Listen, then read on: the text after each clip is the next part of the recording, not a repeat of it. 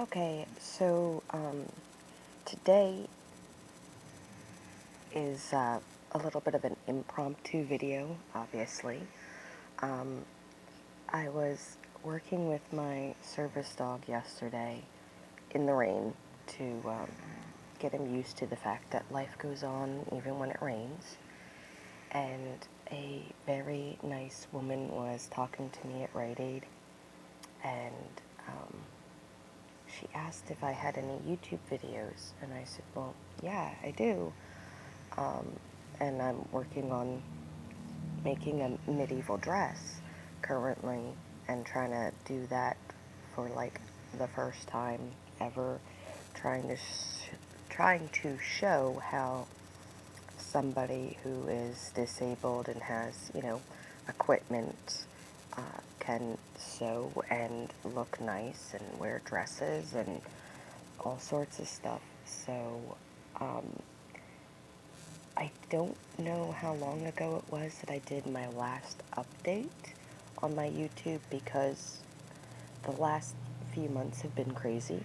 Um, I ended up having two feeding tube changes because the one I joked around was for my birthday because it was the week before my birthday. Yeah, it was about a week, a little bit more. And everything went fine. The surgeon who was working on me, well, doctor from IR department, he didn't understand the tube. The nurse did. She put it together, showed him how to put it in, all that type of stuff. You know, the basics when a doctor doesn't know how to do things and he's just there for legal purposes. So, and everything went fine. I was very sore, obviously, because you're always sore after a tube change, especially when it's a GJ tube and they have to thread it down the wire. Well, I'm still sore now because, well, last week my feeding tube clogged, and I first tried calling my local hospital. They don't take my insurance anymore. So that meant that I didn't get the chance to go to their IR department, which does a lovely thing called tubey maintenance, where, to my husband's great surprise, they bring out a toolbox. And my husband always says to them, she's not a car, she's a human being. Please just fix the tube. And the guys laugh and they're like, this is to fix the tube. And they proceed to, you know, run a wire down. Sometimes they have one that has the little scrubby brushes. Very cute looking. Sometimes they have the one that has like a weird little hook. Looks rather scary. Sometimes they have one that, looks like it's sharp, but they put a little ball at the end of it. And then, like, when I had the dangler tube, they put a zip tie to hold the bumper down properly. But this time, we ended up having to go to Philadelphia for a clogged tube. Whoops, sorry, hand's a little tired today. And with that, I was unsure of what was going to happen. And then we ended up having to wait for the doctor to send the script down through the Epic system. But the people in registration didn't know that things were happening through the Epic system. So my prescription was lost for like an hour and a half as I'm, in a bit of pain from not being able to eat. I had put into my tube in attempts to fix it Diet Coke and white vinegar because white vinegar had worked with one of the formulas. I'm trying to remember which formula that was. I can't really remember what formula because I've been on a lot. I'm currently on Nourish, which is a pediatric formula from the same people who make Liquid Hope. So when I got there, the first nurse who did my intake at the back of the IR department, she said, "Oh no, you don't need to worry about pain meds. You're not getting any." And I said, "Sweetheart, you do realize that, when somebody looks into your stomach through a hole and stretches it a bit, that kind of hurts." "Oh, well, you're not going to need that," and yada, yada, yada. Thank God that woman had to go on break. Oh my God. I was actually like terrified at that point in time that I was not going to get any type of pain med because unfortunately I'm allergic to fentanyl. We discovered that the last time I was there. Thank God I always get Benadryl when I go there because when they gave me the fentanyl, my lips and my tongue went all types of like prickly and then proceeded to go numb. And I asked them how long the medicine lasts. They said 15 minutes. I said, okay. I waited there 30 minutes to make sure I was going to still be able to breathe. Everything was good, and then I left in a hurry because I was in desperate need of a cigarette at that point in time and was not too thrilled with my experience. This time, however, I had a wonderful anesthesiologist, great guy, told them, how very, very nauseous I was. Told them the last time I took my at-home IV Zofran, and he said, "Sweetheart," he goes, "have you tried to sip on anything to keep your blood sugar up?" And I said, "Yes, I have." And he said, "Okay." He goes, "When did you last do that?" And I said, midnight, because I knew I was going to be coming here, possibly. He said, "Okay." He goes, "You have gastric paresis." I said, "Yes." He goes, "How long do liquids tend to stay in your stomach?" I said, "Well, I was told that I didn't have a delay with liquids, but I had a delay with solids." And he goes, "And your anxiety's up." And I said, "Yes." He goes, "Okay." He goes, "This is what we're going to do." And he proceeded to give me extra Zofran. Lovely, lovely man for that. And then he gave me some Benadryl to make sure that everything was good because, unfortunately, I think one of the nurses in the back, lovely, lovely woman, by the way, super easy to talk to because obviously when I get nervous and I'm laying on a slab, I tend to, talk everyone's ear off, and she just proceeded to chit-chat with me, which was lovely. She helped ease my nerves a lot, too. And when she put the sterile dressing on, she used cloth to go against my stomach first to give it a bump up so that they had like a valley to work in with the sterile field, which was awesome because, there's times when you're laying there and you're like completely freezing in the back room. So I'm in the IR department's surgery room, and she was making sure that I was at a good temperature. Like, she actually took one of those weird scan things that, they run across your forehead. She actually ran it across my abdomen to make sure my temperature was good, which was really nice. They got everything set up, and then the doctor came in and he said, "Hey, you have a clogged feeding tube. We're going to make sure that everything is really good with this. I am going to have to shoot your stomach with lidocaine." and you have an allergic reaction to almost all cane drugs. And I said, yes. I said, but lidocaine tends to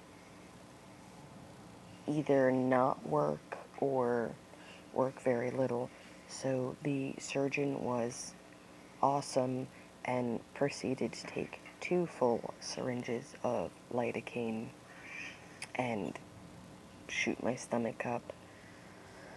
My stomach immediately pulled away, but I was trying my best to hold still.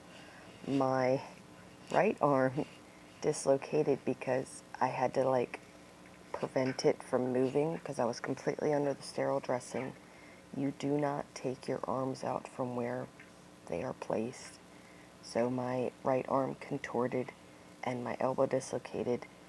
I'm not sure who heard my elbow dislocate, but my anesthesiologist was awesome and proceeded to not only give me the 1 milligram of morphine, he decided that he didn't want to throw out the other one and gave me the second, as well as with the Benadryl. So I had the lidocaine shot directly into my site. I had Benadryl in my IV. I had morphine in my IV. I had extra saline going because they didn't have me run my saline with the lactic ringers because they said that could interfere with the pain medicine that I was taking. So they didn't have me run that while I was in the waiting area. So at that point in time, I had not had IV fluids for 6 hours because I had called ahead. At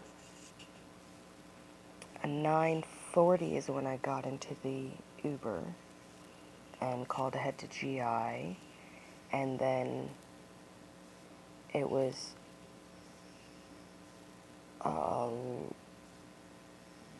10:50 or 11 o'clock. I ended up in the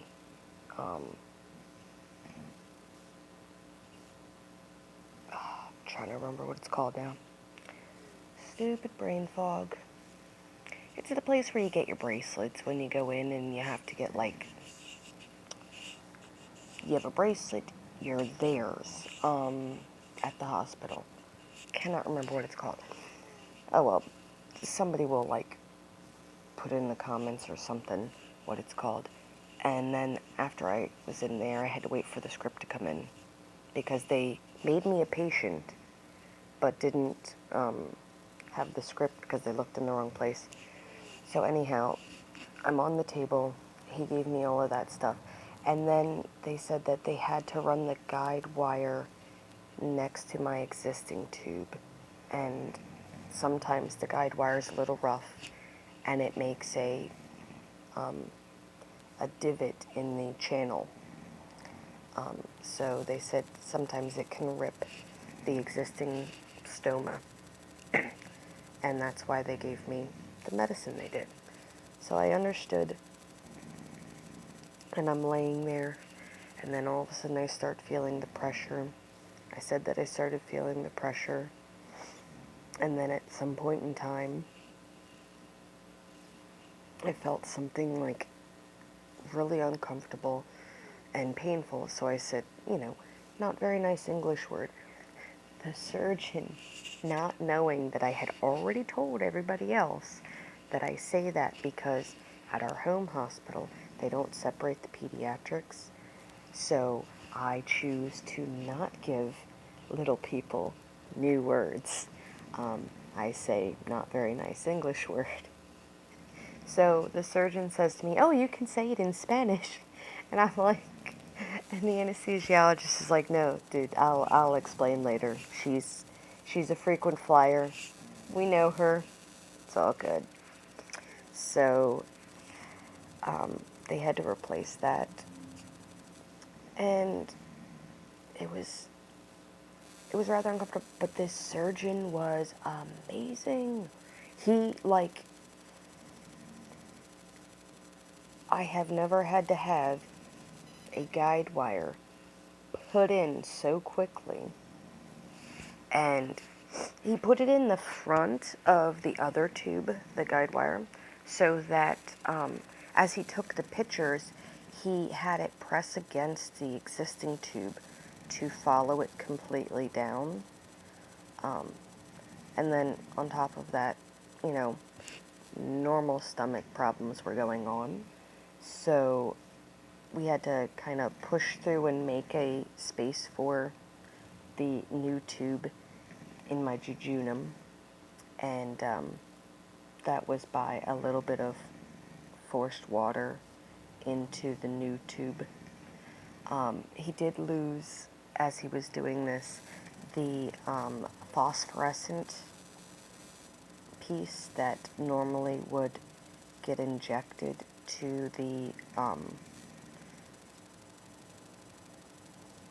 tube itself down there to see correct placement when he removed the other tube.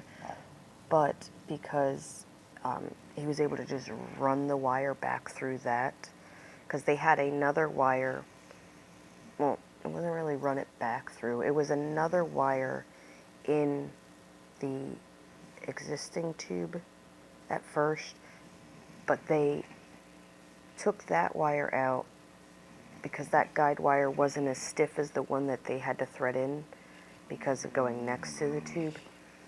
So then they put the new tube over top of the guide wire, threaded it down, got everything in. This time when they put the, when they finally got it into the stoma before they blew up the balloon, I didn't have the doctor, like, jump on my stomach like all the other ones had done. I'm not sure if it's because I couldn't feel it with the amount of lidocaine I had or what, but he didn't have to, like, jump and push down to get my tube placed, which I was so grateful for, because that's one of the more painful parts that I would scream at. And once my pain was, like, addressed at the beginning of the surgery, I barely even talked the entire time. Like, everybody was just, okay, her pain's managed, she shut up, she's not nervous anymore. So, but now that that tube's in, I have about like a week and a half to wait for the skin trauma and the trauma to my stoma to heal before I can take like a normal bath. And of course, I have my port right here, and that is not allowed to get wet. So I do have like one extra needle for that currently in the house.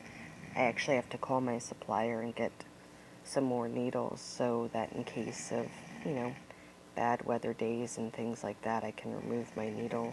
My bandage is actually kind of wrinkly from yesterday, even though I made sure it stayed dry. But there was all that stuff. So basically, that's just a quick update, but not so quick because of having to go into detail about the stuff going on. So I'll put that up, and then I'm still working on the video for the dress. I actually took a day off yesterday because of being tired from going out with my service dog to work in the rain and having all of these wonderful adventures and things like that.